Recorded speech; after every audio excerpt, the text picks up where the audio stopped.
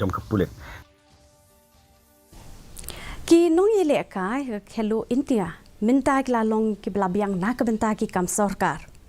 Hakabe day bat kini ke Department of Personnel and Trading bat ketanat sports ki lawan ra ki jing penkelah ke jing bit pansha jit nak Bynta ki Nongialehkai ki bon wat kam Sorkar.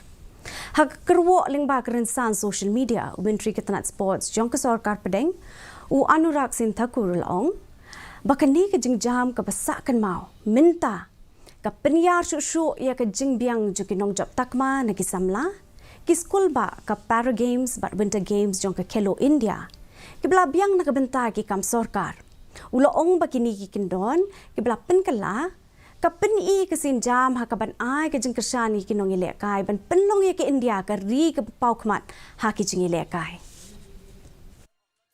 The athletes will now be eligible for government jobs. Khelo India winners, runners-ups, medal winners.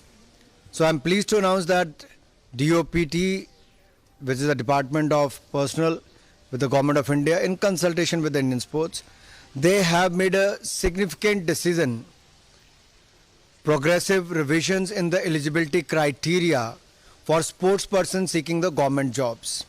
That means from today onwards, the players who are the medal winners in the Khelo India Youth, University, Para and Winter Games, they will be eligible for government jobs. Additionally, games and events have been clearly defined to ensure inclusivity across various sports. Mentang ini pakai jeng dong cuman kasih menang hasil.